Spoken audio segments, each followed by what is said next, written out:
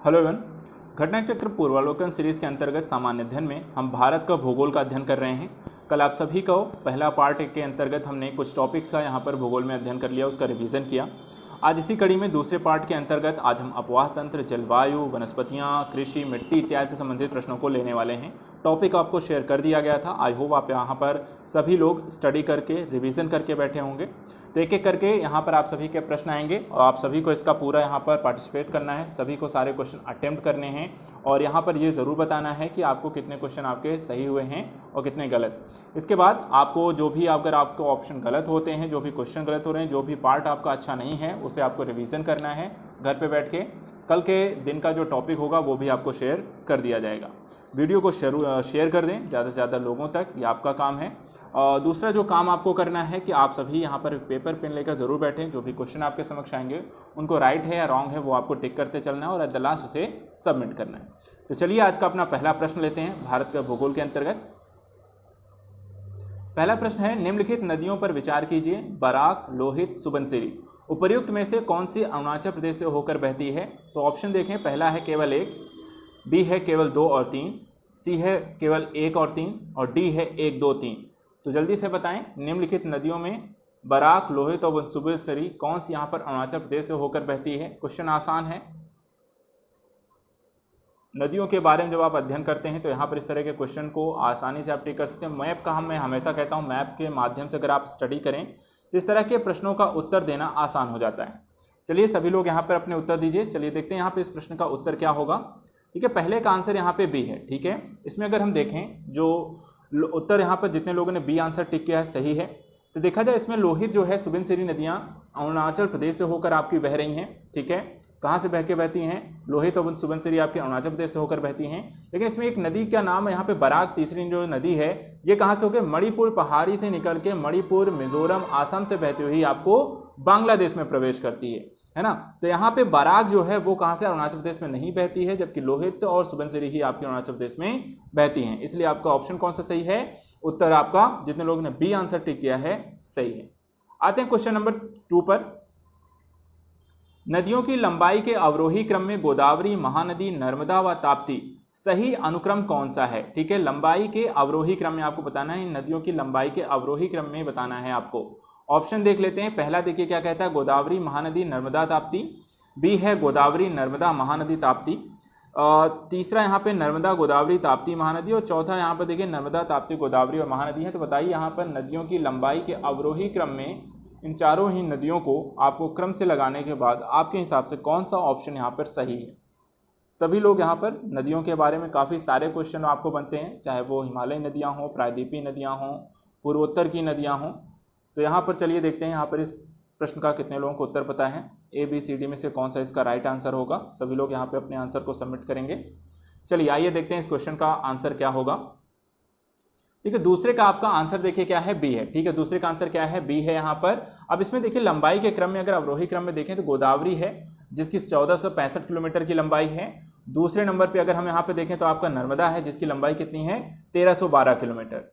तीसरा यहाँ पर आपको देखा जाए तो महानदी है जिसकी लंबाई है आपको 824 किलोमीटर और चौथे नंबर पे ताप्ती नदी है जो 724 किलोमीटर है। तो इस लिहाज से जो आपका ऑप्शन सही है वो कौन सा है? आपका ऑप्शन यहाँ पर सेकंड सही है, उत्तर आपका बी सही है। चलिए क्वेश्चन 3 लेते हैं। क्वेश्चन नंबर 3 पे आते हैं। पूर्व की ओर बहने वाली भारत की निम्नलिखित नदियों में से किस एक में निम्नावलन के कारण विभ्रंश घाटी है, रिफ्ट वैली है? ठीक है, डाउन रैपिंग के कारण यहां पर आपको बताना है रिफ्ट वैली कहां पर है। ऑप्शन दामोदर है, बी है महानदी, सी है सोन और डी है यमुना। क्वेश्चन नंबर 3 का आंसर बताइए। पूर्व की ओर बहने वाली भारत की निम्नलिखित नदियों में से किस एक में निम्नावलन के कारण विभ्रंश घाटी है? ए, बी, सी, डी, जल्दी से बताएं। दामोदर, महानदी, सोन, यमुना कौन से में विभ्रंश घाटी की स्थिति है आपको ये बताना है। क्वेश्चन नंबर 3 का आंसर बताएं, जल्दी सभी लोग आंसर दीजिए। चलिए आइए देखते हैं इस क्वेश्चन का आंसर क्या होगा। क्वेश्चन नंबर 3 का answer A, B, C, D में से किसका सही है? देखिए तीसरे का यहाँ पर ए है। ठीक है, क्या है आंसर यहाँ पर? ए सही है आपका। तो आंसर कौन सा सही है? ए सही है। निम्नावलन जो है डाउन रैपिंग कारण आपको जो विभ्रंश घाटी की स्थिति देखने को मिलती है कहाँ पर? आपको दामोदर घाटी में जो निर्माण हुआ है आपको दामोदर घाटी का। तो आंसर कौन सा सही है? आपका ए सही है। निम्नावलन कारण विभ्रंश घाटी का निर्माण का संबंध जो है दामोदर घाटी से है। चलिए क्वेश्चन नंबर 4 लेते हैं। निम्नलिखित युग्मों पर विचार कीजिए। सहायक नदी दी है, मुख्य नदी दी हुई है। पहला है चंबल नर्मदा, सोन यमुना, मानस ब्रह्मपुत्र। उपर्युक्त युग्मों में से कौन सा सुमेलित है? ऑप्शन देखते हैं। ए कहता है 1 2 3, बी है 1 2, सी है 2 3 या डी है केवल 3। जल्दी से बताना है आपको सहायक कौन सी सहायक नदी किसकी मुख्य नदी है जो कि यहाँ पर सही तरीके से सुमेलित है।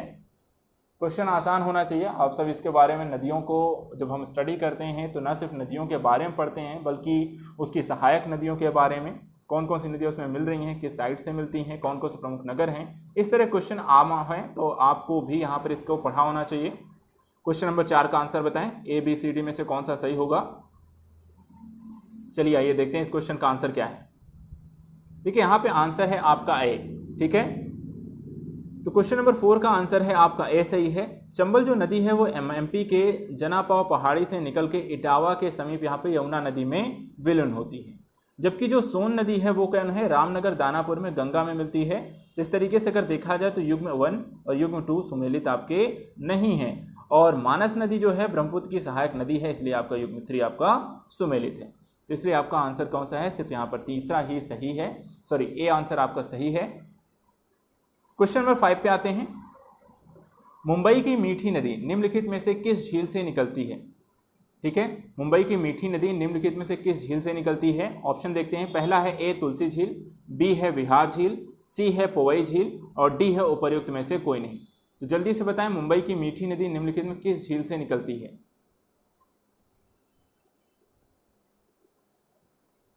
तुलसी, विहार, पोवई, उपर्युक्त में से कोई नहीं। मुंबई की मीठी नदी निम्नलिखित किस झील से निकलती है? तुलसी, विहार, पोवई, उपर्युक्त में से कोई नहीं। चलिए देखते हैं इस क्वेश्चन का आंसर क्या होगा जल्दी से।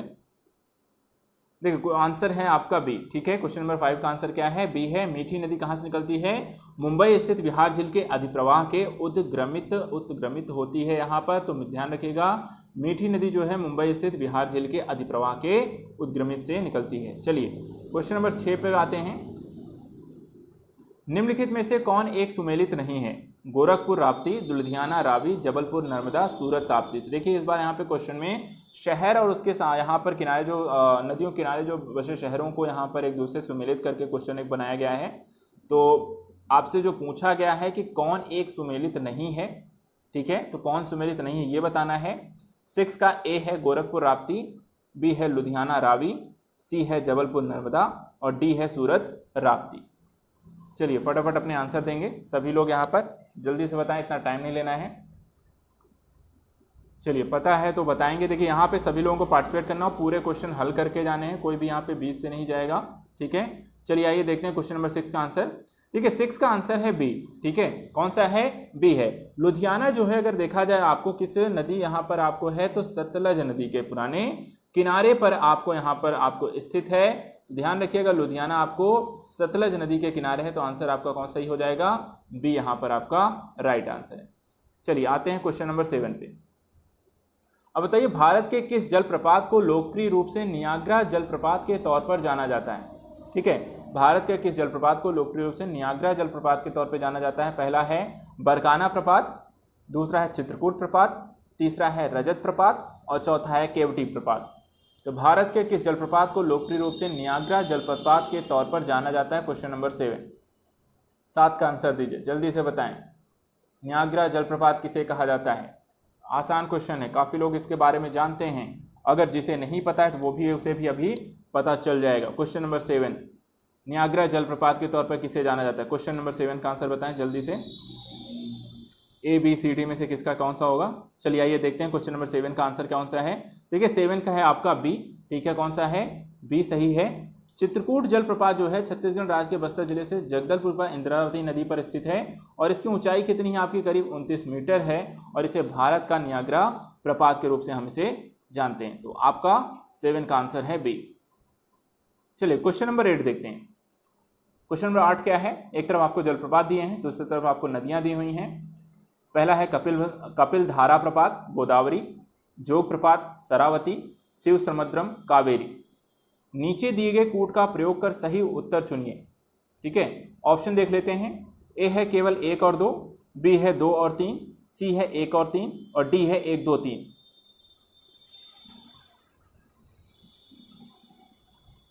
जल्दी से बताएं, जलप्रपात और नदियों का कौन सा यहाँ पर सही उत्तर कौन सा है, कौन सा युग्म यहाँ पर सुमेलित है?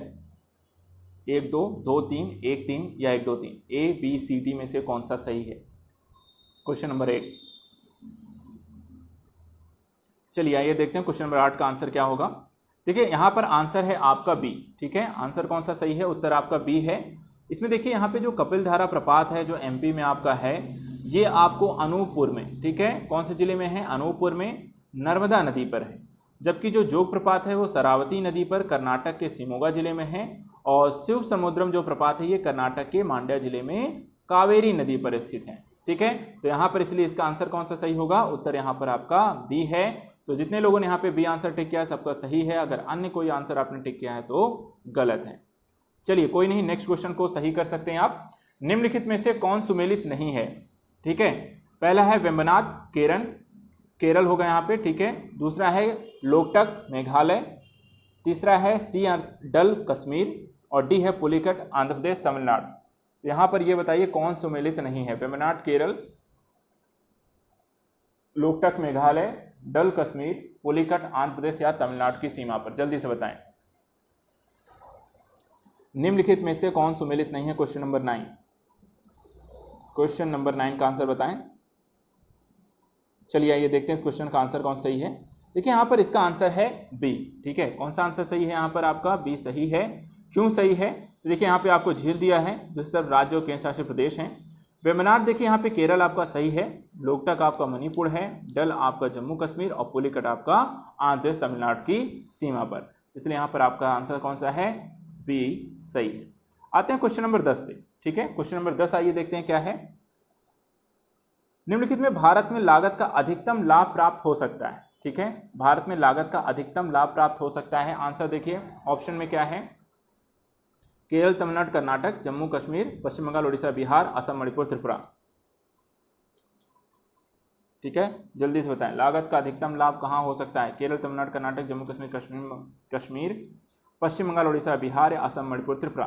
कहाँ पर ज़्यादा आपको लागत लगाने के बाद अधिकतम लाभ मिल सकती है? क्वेश्चन नंबर 10, जल्दी से बताएं कहाँ पर अधिक लाभ मिलने की संभावना अधिक है?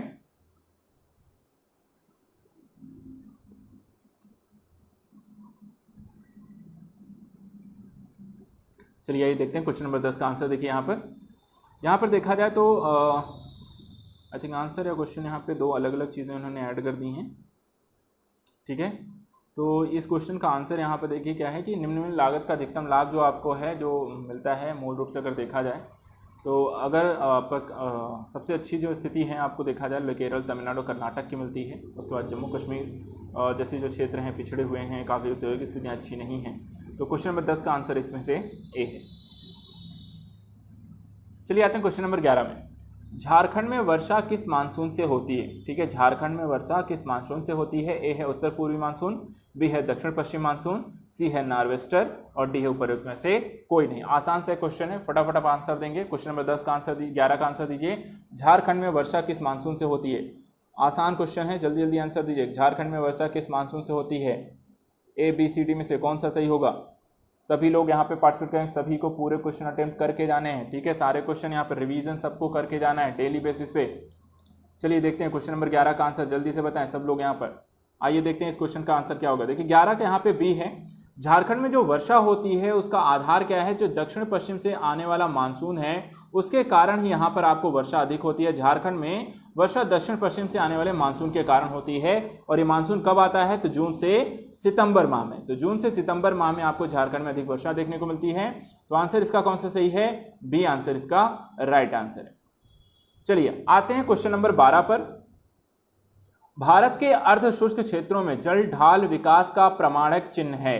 ए है बड़े पैमाने ढालों की स्थापना ताकि वर्षा जल का वाष्पन ना हो, बी है मृदाबंध भू संरक्षण उपाय और वृक्षारोपण का उपक्रम ताकि मृदा की नमी संरक्षित रहे और अंतर्भौम जल का पुनः पूरण होता रहे, सी है गहरे नलकूपों की भरपाई ताकि शैल स्तर से जल का निष्कासन हो सके, और डी है मौसमी नदियों से जल का तटबंधीकरण करके जलाशयों के तंत्र की स्थापना करना।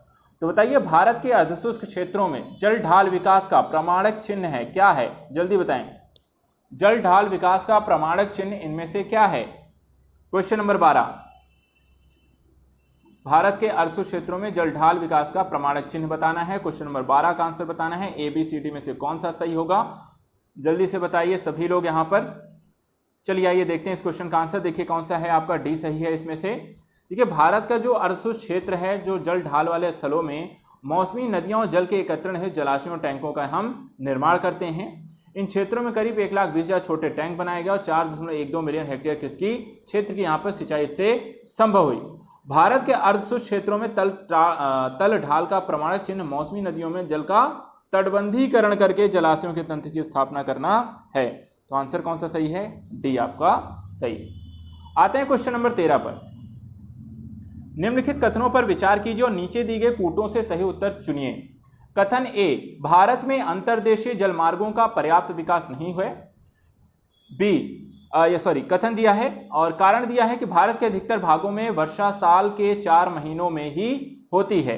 तो निम्नलिखित कथनों पर विचार करके बताना है। कूट यहां पर नीचे दिया गया है। ए और आर दोनों सही हैं, आर ए की सही व्याख्या है। ए आर दोनों सही हैं पर आर ए की भी सही व्याख्या नहीं है।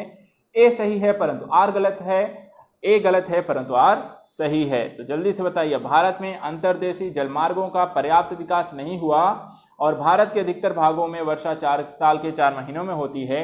क्या ये दोनों ही कथन कारण एक दूसरे के पर्याय हैं या कुछ गलत है या एक दूसरे से असंबद्ध हैं? क्वेश्चन आसान है, पढ़ते ही आप इसका आंसर देने वाले, मुझे पता है सबको यहाँ पर अगर पढ़ा है अंतर्देशीय जलमार्गों के बारे में तो आप इसके आंसर में चूक नहीं करेंगे। क्वेश्चन नंबर 13 के बारे में जल्दी से बताएं। चलिए आइए देखते हैं इस क्वेश्चन का आंसर क्या होगा। ठीक है, क्वेश्चन का आंसर देखें। देखिए क्वेश्चन का आंसर है ए, जो कि कथन और कारण यहाँ पर आपका दोनों ही सही हैं और एक दूसरे को सही तरीके से यहाँ पर इंटरलेट करते हैं। तो भारत अंतर्देशीय जलमार्गों का पर्याप्त विकास नहीं हुआ है, बिल्कुल सही है। और अधिकतर भागों में वर्ष जो होता है, जो वर्षा है वो साल के 4 महीनों में ही होती है और इसके कारण जो मौसमी नदियाँ हैं, परिवहन योग्य जल का अभाव रहता है और इसके कारण आपको अंतर्देशीय जलमार्गों में विकास में बाधा उत्पन्न होती है। इसलिए आपका आंसर है ए। आते हैं क्वेश्चन नंबर 14 में। प्रति चक्रवाती स्थितियां गीत ऋतु में तब बनती हैं जब वायुमंडलीय दबाव उच्च होता है और वायु ताप निम्न होता है। कारण, उत्तर भारत में शीतकालीन वर्षा से निम्न तापों वाली प्रति चक्रवाती स्थितियां पैदा होती हैं। कूट कहता है ए आर दोनों सही हैं और आर ए की सही स्पष्टीकरण है। बी कहता है ए आर दोनों सही हैं, आर ए का सही स्पष्टीकरण नहीं है। सी है ए सही है परंतु आर गलत है। डी कहता है ए गलत है परंतु आर सही है। तो क्वेश्चन नंबर 14 का आंसर बताएं। क्वेश्चन नंबर 14 का आंसर इसमें से क्या होगा?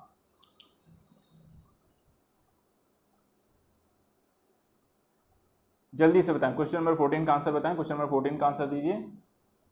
चलिए आइए देखते हैं इसका आंसर क्या होगा। देखिए आंसर है सी। ठीक है, तो यहाँ पर आपका उत्तर भारत में शीतकालीन वर्षा जो होती है वो किस कारण से होती है? तो आपका पश्चिमी विक्षोभ के कारण है और प्रति चक्रवाती दशा में ये मौजूद रहती हैं। शीतकाल में वर्षा से संबंध नहीं होता है।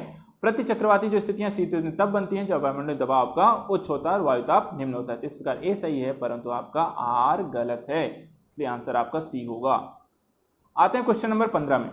भारत में सुनामी वार्निंग सेंटर अवस्थित है, बताइए कहाँ स्थित है? सुनामी वार्निंग सेंटर कहाँ स्थित है भारत में? Chennai, Visakhapatnam, Hyderabad, port Blair. Tsunami warning centre Bharat में कहाँ स्थित है? चेन्नई, विशाखापट्टनम, हैदराबाद या पोर्ट ब्लेयर, कहाँ स्थित है? जल्दी से बताएं कहाँ स्थित है भारत में सुनामी वार्निंग सेंटर, कहाँ अवस्थित है? चलिए आइए देखते हैं क्वेश्चन का आंसर कहाँ है।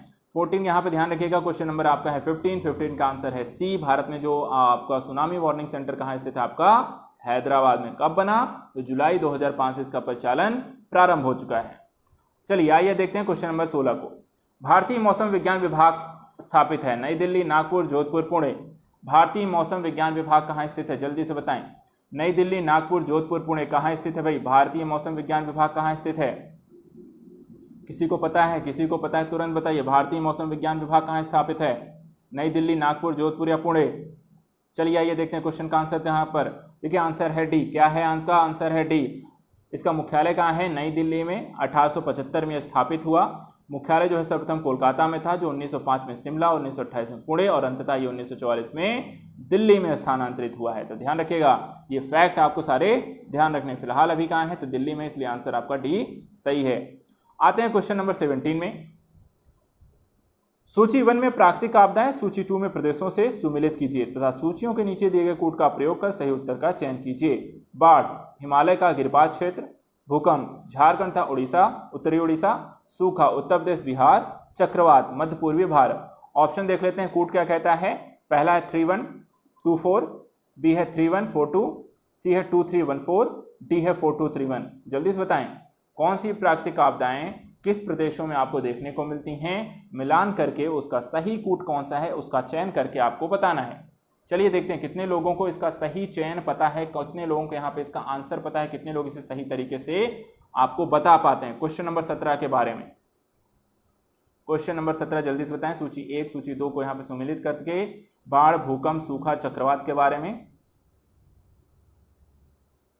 चलिए आइए देखते हैं इसका आंसर। देखिए 17 का यहाँ पे आंसर है बी। ठीक है, कौन सा आंसर है यहाँ पर आपका बी, जितने लोगों ने लगाया सही है। अभी भी देखा जाए तो देश में आपके 14 बाढ़ प्रभावित राज्य हैं, एक केंद्र शासित प्रदेश है, 166 आपके स्टेशन इसमें चिन्हित हैं। सर्वाधिक जो 65 स्टेशन आपके 32 उत्तर प्रदेश में हैं, 35 ठीक है, 32 स्टेशन आपको दूसरे स्थान पे आपके बिहार में स्थित है। दूसरी तरफ यहाँ पर जो भारत का भूकंप प्रभावित क्षेत्र है वो कौन सा है आपका, हिमालय और गिरिपाद का क्षेत्र है। इसमें उत्तर पूर्वी भारत, सिंधु गंगा बेसिन, कंब, कच्छ, अंडमान निकोबार द्वीप समूह सम्मिलित हैं। सूखा की बात करें तो सूखा सबसे ज्यादा पड़ता है आपको मध्य पूर्वी भारत में आता है। और वहीं चक्रवात की अगर हम बात करें तो ये भारत के पूर्वी तट से प्रभावित हैं, पश्चिमी तट पर भी अरब सागर में भी आते हैं, और मध्य पूर्वी भारत के बंगाल खाड़ी में उठने वाले चक्रवात सर्वाधिक संख्या यहाँ पर आपको कहाँ है, सबसे ज्यादा आपको प्रभावित आपका बंगाल की खाड़ी होती है, जिसमें उड़ीसा जो राज्य है वो चक्रवात से सर्वाधिक संख्या में प्रभावित होता है। उत्तर इसका आपका बी सही है, ये फैक्ट आपको ध्यान रखने। आते हैं क्वेश्चन नंबर 18 पर। भारत की निम्न मिट्टियों में से कौन बेसाल्ट लावा के अपक्षय के कारण निर्मित हुई हैं? जलोढ़ मिट्टियां, लेटराइट मिट्टियां, लाल मिट्टियां, रेगुर मिट्टियां। तो कौन बेसाल्ट लावा के अपक्षय के कारण निर्मित हुई हैं? जल्दी से आपको बताना है, जलोढ़, लेटराइट, लाल मिट्टी या रेगुर मिट्टी, बेसाल्ट लावा के अपक्षय के कारण कौन निर्मित हुई हैं, ये आपको बताना है। क्वेश्चन नंबर 18 आसान सा क्वेश्चन है, जल्दी से बताएंगे, ज्यादा टाइम नहीं लेंगे, सभी लोगों को इसका आंसर देना है। क्वेश्चन नंबर 18, यहाँ पर सभी लोग पार्टिसिपेट करेंगे, कोई यहाँ पर आपको पूरे क्वेश्चन करके जाएगा, लास्ट में मैं चेक करूंगा यहाँ पर किसके कितने हुए हैं। ठीक है, ऐसा नहीं है, मैं लास्ट में चेक करूंगा सबने कितने यहाँ पर अटेम्प्ट किए हैं, कौन कौन यहाँ पर रेगुलर रहता है, कौन नहीं रहता है। जल्दी से बताएं यहाँ पर क्वेश्चन नंबर 18। चलिए आइए देखते हैं आंसर इसका। 18 का यहाँ पर देखिए आंसर है आपका डी, इसका सही उत्तर है।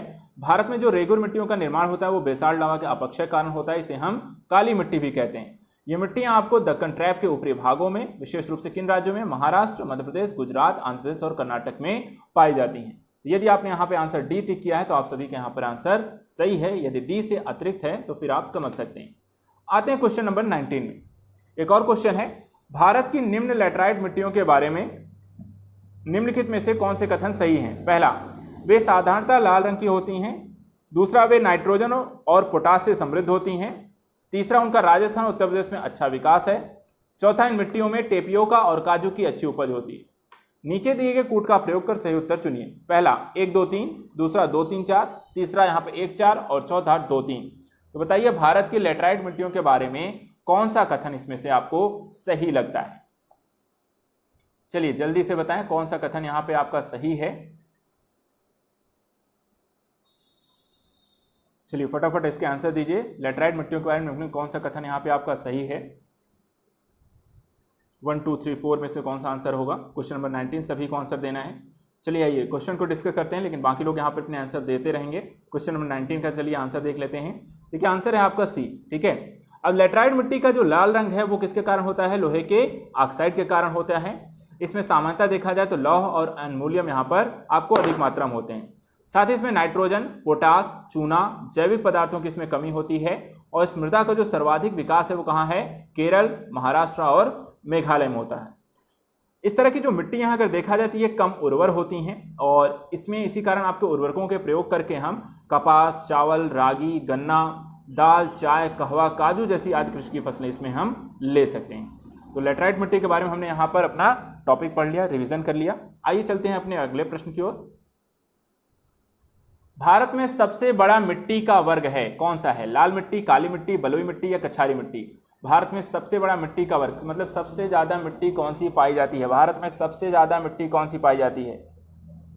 जल्दी से बताएं, ए बी सी डी में से कौन सी? लाल मिट्टी, काली मिट्टी, बलुई मिट्टी या कछारी मिट्टी? चलिए जल्दी से जल्दी यहाँ पे इस क्वेश्चन का आंसर आना चाहिए, सभी जल्दी से बताएंगे। भारत में सबसे बड़ा मिट्टी का वर्ग कौन सा है? आइए देखते हैं क्वेश्चन नंबर 20। सभी लोग, बाकी लोग अपने आंसर देंगे, जितने सबमिट कर दिया बहुत अच्छे हैं। चलिए 20 का यहाँ पर देखिए डी है, ठीक है। कौन सी सबसे ज़्यादा मिट्टी पाई जाती है? कछारी, जिसे हम जलोढ़ मिट्टी भी कहते हैं। और ये मिट्टी आपके देश के 40% भागों में करीब 15 लाख वर्ग किलोमीटर के एरिया में पाई जाती है। यह मिट्टी अगर देखी जाए तो पंजाब से असम तक के विशाल मैदान के साथ साथ नर्मदा, ताप्ती, महानदी, गोदावरी, कृष्णा, कावेरी नदियों की घाटियों में भी आपको फैली हुई आपको दिखाई देती है। सबसे ज्यादा कौन सी मिट्टी है आपके यहाँ? जलोढ़ मिट्टी है, ठीक है। जलोढ़ मिट्टी, कछारी मिट्टी सबसे ज्यादा, करीब 40% था 15 लाख वर्ग किलोमीटर में। आते हैं क्वेश्चन नंबर 21 में। भारतीय मृदाओं में जिस सूक्ष्म तत्व की सर्वाधिक कमी कौन सी है? ठीक है, वह है तांबा, लोहा, मैग्नीज, जस्ता। तो भारतीय मृदाओं में जिस सूक्ष्म तत्व की सर्वाधिक कमी है वो कौन सा है?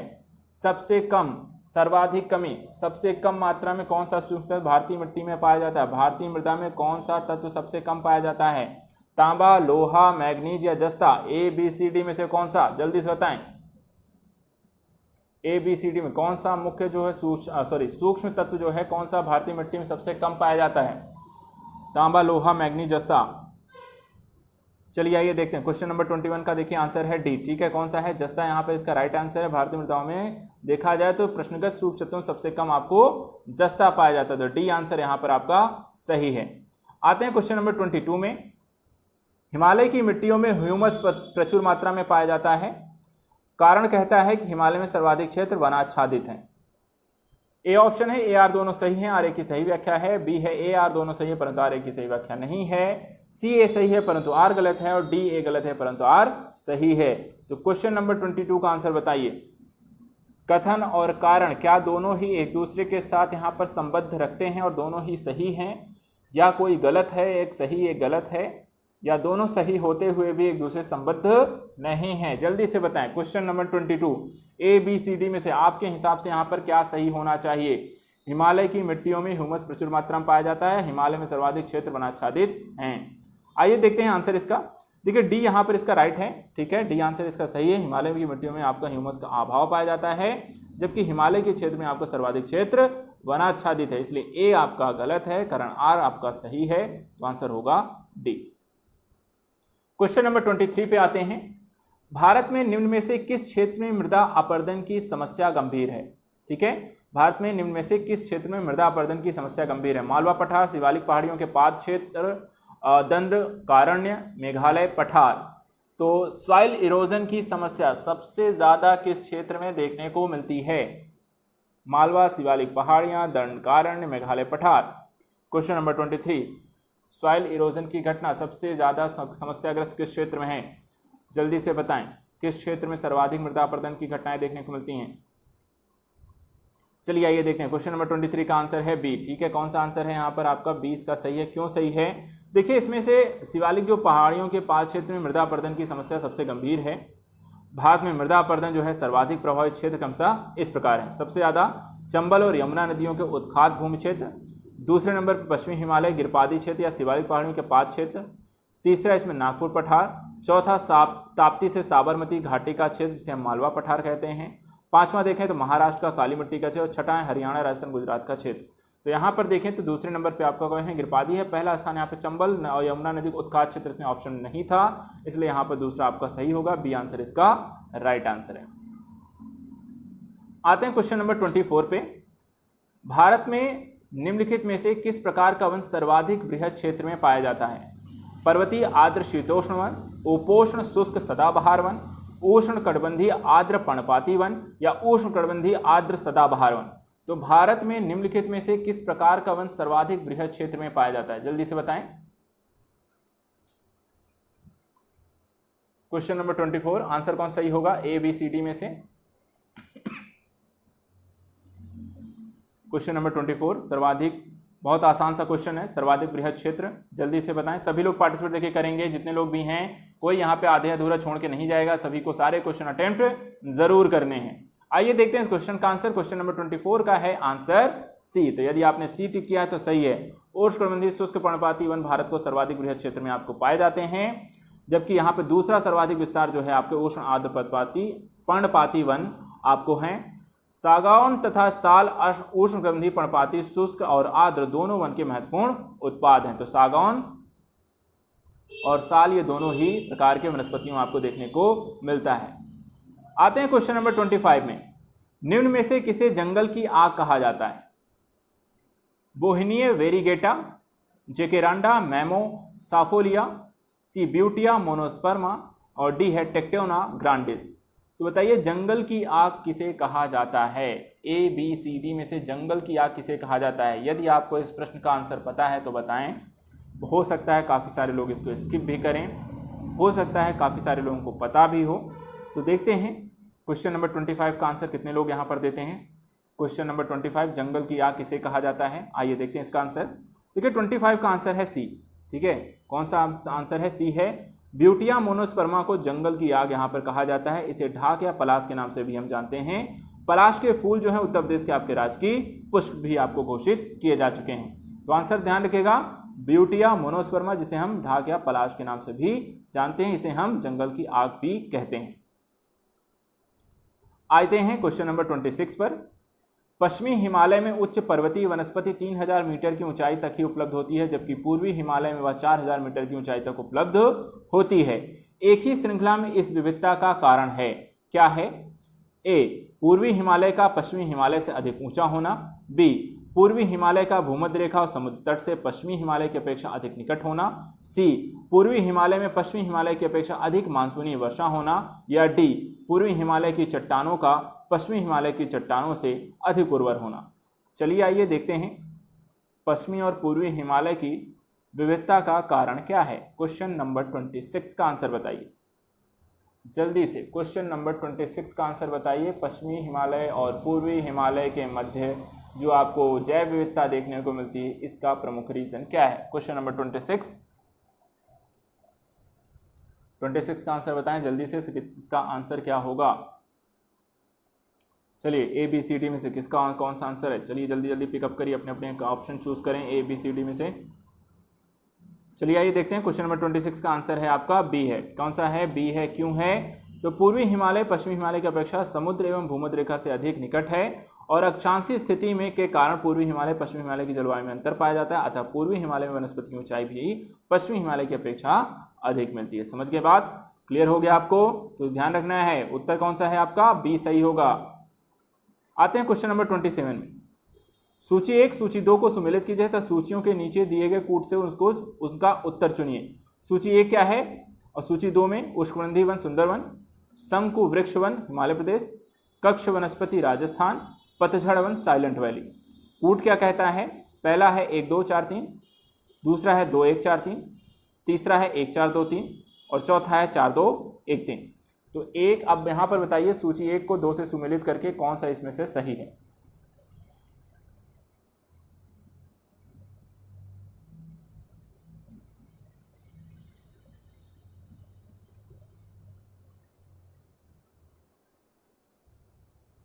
चलिए जल्दी से फटाफट इसका आंसर दीजिए, कौन सा इसमें से राइट आंसर होगा।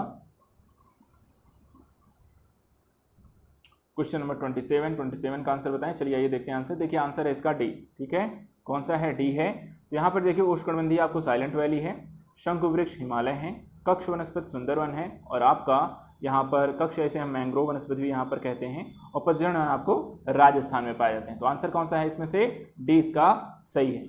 आते हैं क्वेश्चन नंबर 28 पे। क्वेश्चन नंबर 28 क्या कहता है? सूक्ष्म सिंचाई की पद्धति के संदर्भ में निम्नलिखित में से कौन सा या कौन से कथन सही हैं? पहला, मृदा से उर्वरक पोषक हानि कम की जा सकती है। दूसरा, यह वर्षाधीन खेती की सिंचाई का एकमात्र साधन है। तीसरा, इससे कुछ कृषि क्षेत्रों में भौम जलस्तर को कम होने से रोका जा सकता है। निम्नलिखित कूटों के आधार पर सही उत्तर चुनिए। केवल 1, केवल 2 3, केवल 1 3 या केवल 1 2 3। तो यहाँ पे बताइए सूक्ष्म सिंचाई की पद्धति के संदर्भ में कौन सा कथन इसमें से सही है? सूक्ष्म सिंचाई के बारे में, माइक्रो इरिगेशन के बारे में काफ़ी कुछ हमने पढ़ा है, अलग अलग टॉपिक्स में पढ़ा है, अलग अलग विषय वस्तुओं के अंतर्गत पढ़ा है। तो यहाँ पर इससे रिलेटेड क्वेश्चन गलत नहीं होना चाहिए, किसी का भी गलत नहीं होना चाहिए। तो आप सभी यहाँ पर इस क्वेश्चन के आंसर को सही करेंगे। आइए चलिए देखते हैं क्वेश्चन नंबर 26 का आपने क्या आंसर चूज किया है। 28 का ए बी सी डी में किसका आंसर सही होने वाला है। बाकी लोग यहाँ पे अपने आंसर देते रहें। आंसर है आपका सी। ठीक है, यदि आपने यहाँ पर सी आंसर टिक किया है तो सही हो गया है। सूक्ष्म सिंचाई पद्धति में मृदा से जो उर्वरक पोषक हानि कम की जा सकती है, सबसे अच्छी चीज। दूसरा, जल के उपयोग और अपेक्षाकृत यहाँ पे कम सिंचाई के कारण उन क्षेत्रों में अधिकांश क्या होगा, नलकूपों के द्वारा सिंचाई यहाँ पर होती है। इसके अलावा भौम जल स्तर कम होने से रोका जा सकता है, इसलिए कथन 1 और 3 सही हैं, जबकि 2 यहाँ पर सही नहीं है। तो आपका आंसर है सी। चलिए नहरों से संबंधित कुछ क्वेश्चन लेते हैं। इंदिरा गांधी नहर जल प्राप्त करती है, कहाँ से प्राप्त करती है, किस नदी से प्राप्त करती है? व्यास, चिनाब, रावी, सतलज। नीचे दिए गए कोड का सही उत्तर चुनिए। पहला 1 2, दूसरा 2 3, तीसरा 1 2 3, डी है 1 3 4। बताइए इंदिरा गांधी नहर को जल कहाँ से प्राप्त होता है, किन किन नदियों से यहाँ पर इंदिरा गांधी नहर को जल प्राप्त होता है, जल्दी से बताइए। व्यास, चिनाब, रावी, सतलज। इंदिरा गांधी नहर को जल प्राप्त कहाँ से होता है? क्वेश्चन नंबर 29 का आंसर दीजिए। ए बी सी डी में कौन सा इसका राइट आंसर है? चलिए आइए डिस्कस करते हैं। क्वेश्चन नंबर 29 का देखिए आंसर है डी। ठीक है, कौन सा है? डी है। यहाँ पर इंदिरा गांधी नहर को सतलज, व्यास और रावी नदी से आपको जल की प्राप्ति होती है। तो ध्यान रखना है आपको, सतलज, व्यास और रावी को इंदिरा गांधी नहर यहाँ पर जो प्राप्ति होती है जल को, से सतलज, व्यास और रावी से होती है। आते हैं 30 नंबर क्वेश्चन पे।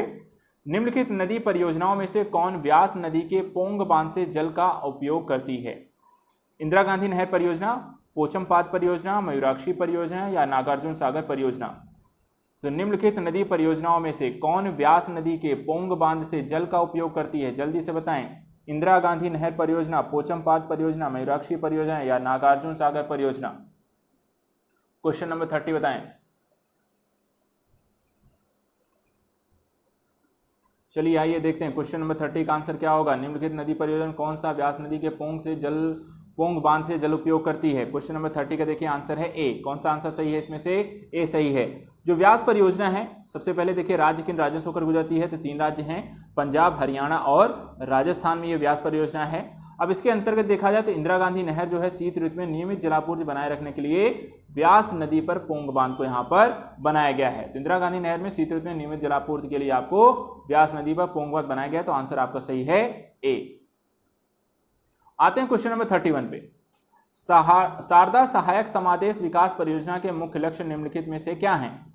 लक्ष्यों के नीचे दिए गए कोड से सही उत्तर चुनिए। पहला है कृषि उत्पादन बढ़ाना, दूसरा है बहुफसली खेती द्वारा भूमि उपयोग के प्रारूप को बदलना, तीसरा है भू प्रबंधन का सुधार। कूट देखते हैं केवल एक, दूसरा है 1 2, तीसरा है 2 3 और चौथा है सभी। तो बताइए शारदा सहायक समादेश विकास परियोजना के मुख्य लक्ष्य क्या हैं?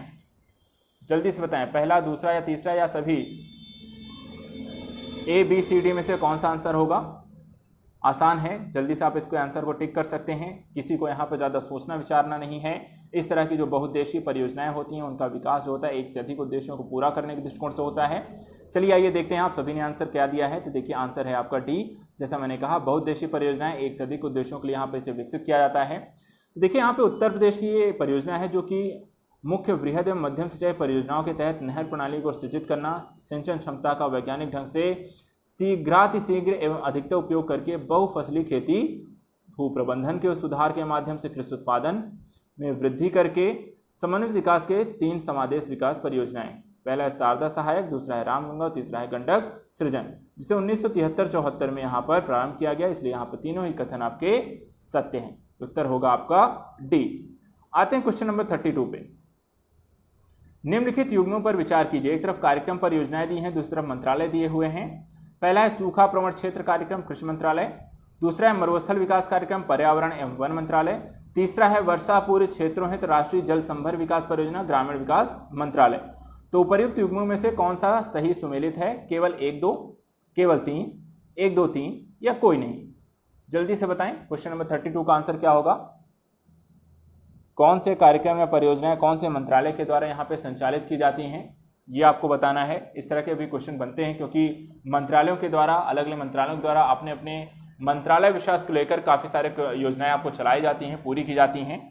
आइए देखते हैं क्वेश्चन नंबर 32 का इसमें से कौन सा आंसर सही होगा। सभी लोग यहाँ पे आंसर देंगे और मैं यहाँ पे एक्सप्लेन करूँगा, उस समय भी अपने आंसर को आप सबमिट कर सकते हैं। चलिए देखते हैं क्वेश्चन नंबर 32 का आंसर देखिए क्या है? डी है। कौन सा है यहाँ पर? डी इसका सही है।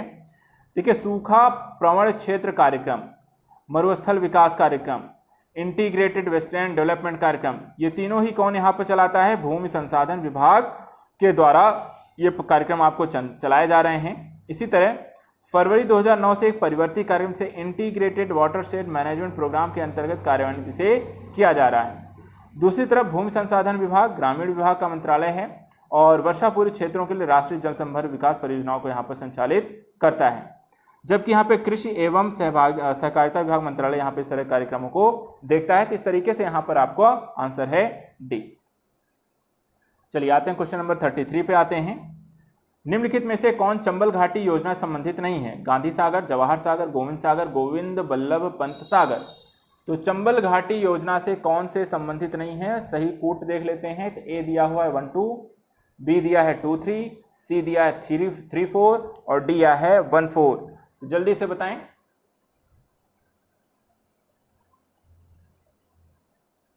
कौन सा आंसर इसमें से सही होगा, कौन सा कूट इसका सही है। क्वेश्चन नंबर 33 का कौन सा कूट यहां पे सही है?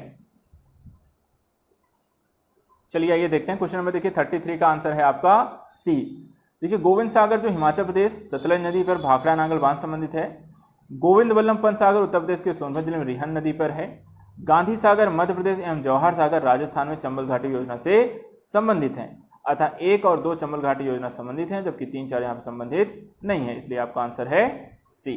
ठीक है, समझ गए कौन सा आंसर है? जितने लोगों ने सी लगाया आप सबका सही है। आते हैं क्वेश्चन नंबर 34 पे।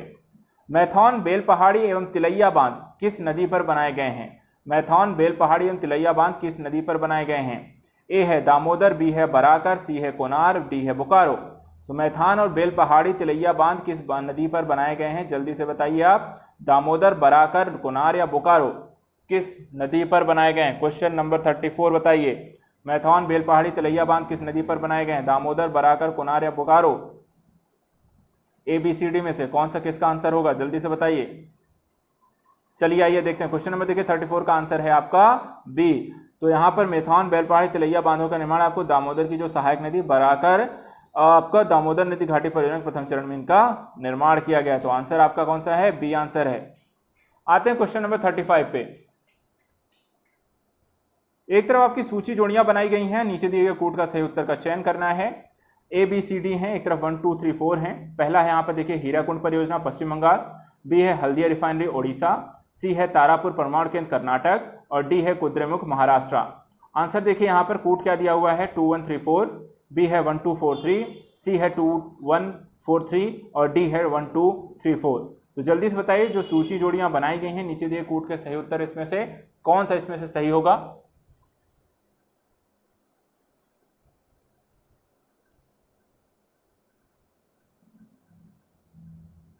कौन सी परियोजना किस राज्य में है? 1 2 3 4 जल्दी से बताएं। ABCD में से कौन सा सही होगा? क्वेश्चन नंबर 35 का आंसर देना है आप सभी को। जल्दी से फटाफट जोड़ियां बनाकर इसका आंसर दीजिए। सही युग्म कौन सा होगा? सही सुमेलित कैसे होंगे बनाना है? कूट, सही कूट का चयन करिए। चलिए आइए देखते हैं। यदि आप यहाँ पे सी के साथ हैं तो आंसर आपका कौन सा है? सी सही है। देखिए हीराकुंड है उड़ीसा, हल्दिया पश्चिम बंगाल, तारापुर महाराष्ट्र और कुद्रेमुख महाड़िया कर्नाटक। तो आंसर कौन सा सही हो गया? आपका सी आंसर सही है। तो जितने लोगों ने सी आंसर टिक किया भाई आपका सही हो गया है। और सभी लोगों को अपने अंतिम प्रश्न तक रहना है और उसके बाद यहाँ पर सबमिट करना है। आते हैं क्वेश्चन नंबर 36 पे आते हैं। 36 क्या कहता है? सूची 1 को सूची 2 से सुमेलित कीजिए। तो सूचियों के नीचे दिए गए कूट से सही उत्तर का चयन कीजिए। पहला देखिए भाखड़ा है कृष्णा नदी पर, हीराकुंड है पेरियार नदी पर, इडुक्की है राजस्थान में और नागार्जुन सागर सतलज पे है। तो ये बताइए यहाँ पर कौन सा ऑप्शन, कौन सा कूट इसमें सही है? पहला है 1 2 3 4, दूसरा है 4 3 2 1, तीसरा है 3 4 1 2 और चौथा है 4 1 3 2। जल्दी से बताइए क्वेश्चन नंबर 36 का आंसर इसमें से कौन सा सही है? क्वेश्चन नंबर 36 सूची 1 और सूची 2 को सुमेलित करें जल्दी से परियोजना और उसकी अवस्थिति के अनुसार। कौन सा इसमें से राइट आंसर है? क्वेश्चन नंबर 36 का आंसर बताइए। आपके पास 5 से 10 सेकंड है अपने आंसर को सबमिट करने के लिए। ABCD में से जल्दी से अपना इसका चयन करेंगे। आंसर सभी को देना है, एक दूसरे का वेट नहीं करना है। क्वेश्चन नंबर 36 का चलिए आंसर देखते हैं। देखिए यहाँ पे आंसर है क्वेश्चन नंबर 36 का बी सही है। कौन सा? तो बी इसका राइट आंसर है। अब परियोजना देखिए जो भाखड़ा है सतलज नदी पर है, हीराकुंड महानदी पर है, इडुक्की पेरियार पर है और नागार्जुन सागर आपका कृष्णा नदी पर है। तो ये आंसर होगा कौन सा? बी है। उत्तर आपका बी सही है। आते हैं क्वेश्चन नंबर 37 पे। समानांतर फसल का उदाहरण क्या है? समानांतर फसल का उदाहरण आलू प्लस धान, गेहूं प्लस सरसों, कपास प्लस गेहूं, जवार प्लस आलू। तो समानांतर फसल का उदाहरण बताना है। आलू धान समानांतर हैं, या गेहूं सरसों हैं, या कपास गेहूं हैं, या ज्वार और आलू हैं।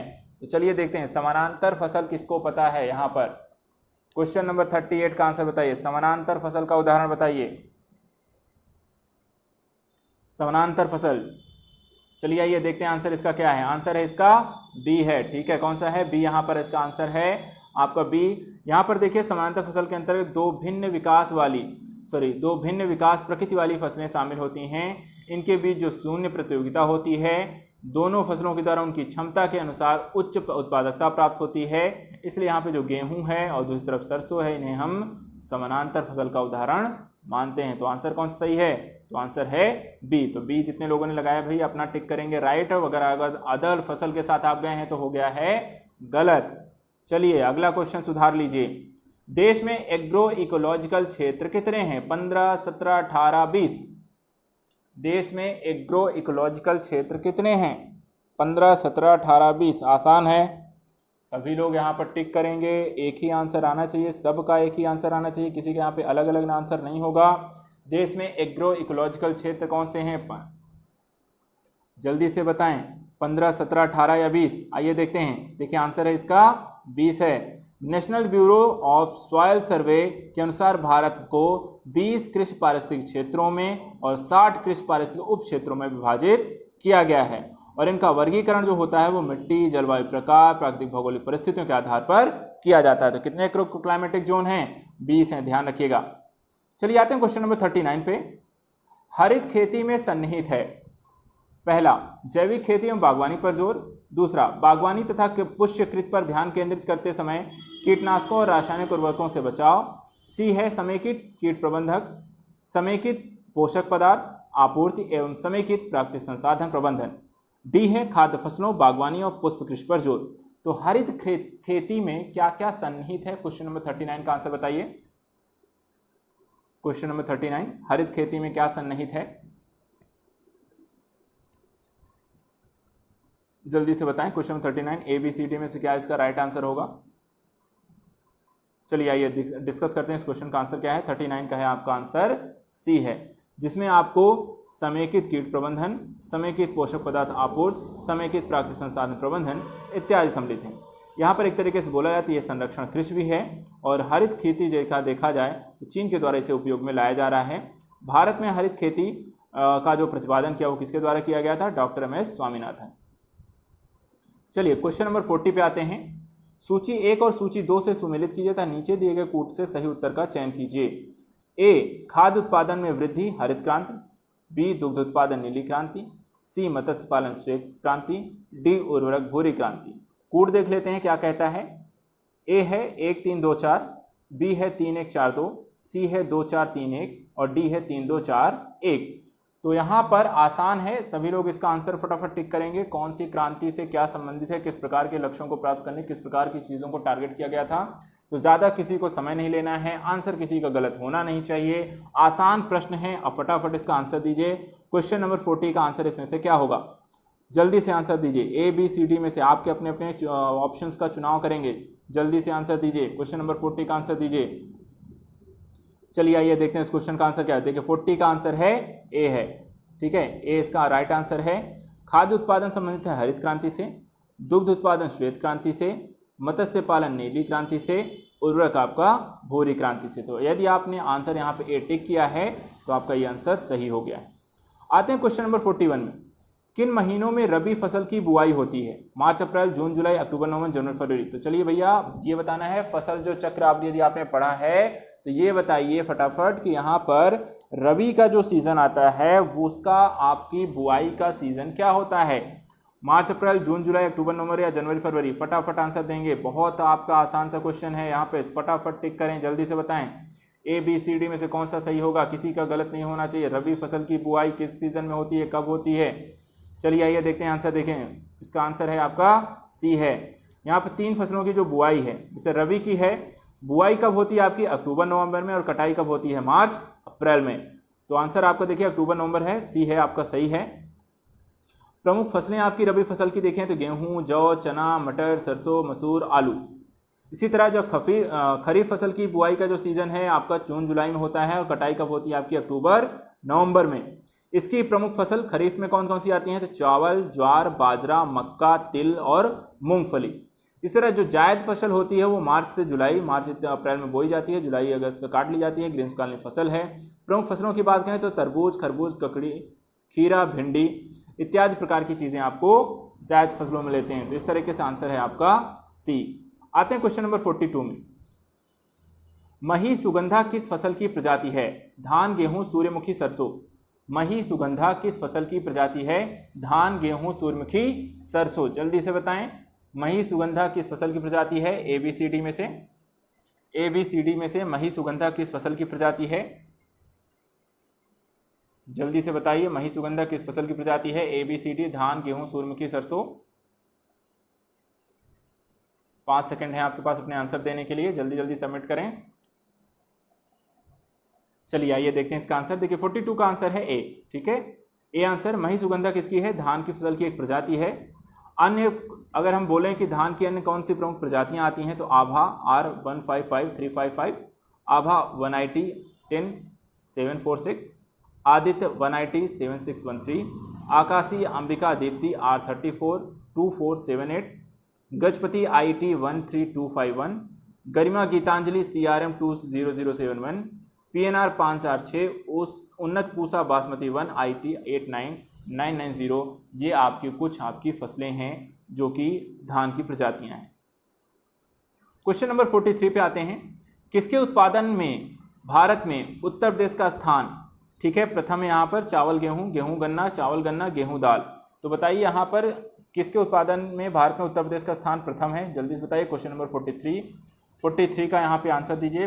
उत्तर प्रदेश किस फसल के उत्पादन में पहले स्थान पे है?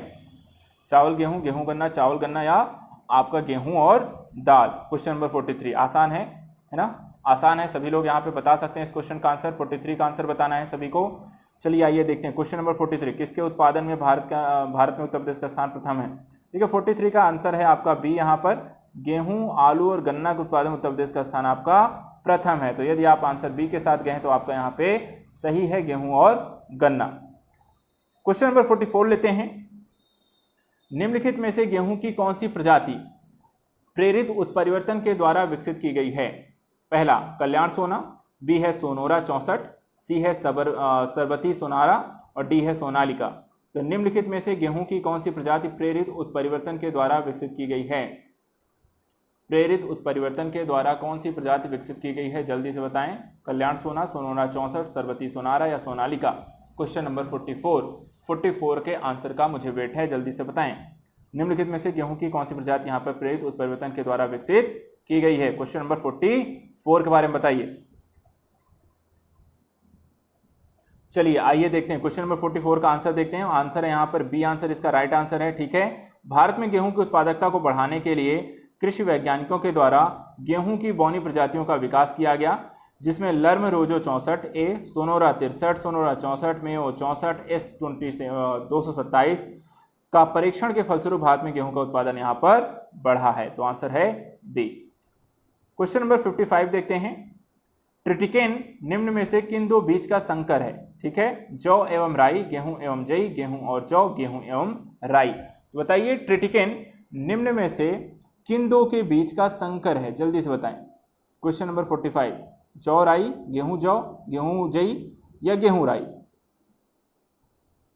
जल्दी से बताएं। क्वेश्चन नंबर 45 का आंसर बताइए। क्वेश्चन नंबर 45 का आंसर बताइए। ट्रिटिकेन किसी को नहीं पता है तो क्वेश्चन आप स्किप भी कर सकते हैं, जिसे पता है वो इसका आंसर देगा।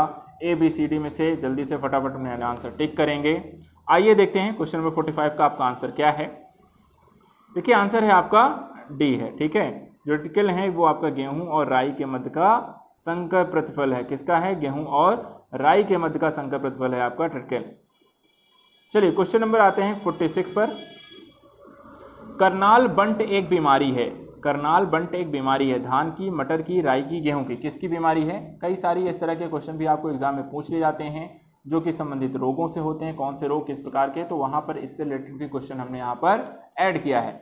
हर टॉपिक का रिवीजन करना है, हर तरीके के आने वाले प्रश्नों को हमें यहाँ पर पढ़ना है। चलिए जल्दी से बताइए, करनाल बंट का एक बीमारी है, किसकी बीमारी है? क्वेश्चन नंबर 46 का आंसर देना है। ABCD में से यहाँ पर कौन सा इसका राइट आंसर है? चलिए आप लोगों ने आप यहाँ पर अपने आंसर टिक कर लिए हैं, तो देखिए आंसर है डी। ठीक है, यदि यहाँ पे आप आंसर डी के साथ गए हैं तो आपका सही है। करनाल बंट जो है गेहूं की एक कवक जनित आपकी बीमारी है। कैसी है? कवक जनित बीमारी है। यह रोग जो होता है टिलेटिया इडिका नामक कवक से होता है। किस प्रकार के कवक से? टिलेटिया इडिका। और सर्वप्रथम इस रोग की पहचान कब की गई? तो 1931 में की गई। तो ध्यान रखिएगा 1931 में इस रोग की पहचान की गई। उत्तर है आपका डी। यदि आप डी के साथ गए तो आपका सही है। आते हैं क्वेश्चन नंबर 47 पे। कथन है भारत में पश्चिमी तट की तुलना में पूर्वी तट में धान का उत्पादन अधिक होता है, और इसका कारण बताया गया कि भारत के पूर्वी तट पर पश्चिमी तट की तुलना में अधिक वर्षा होती है।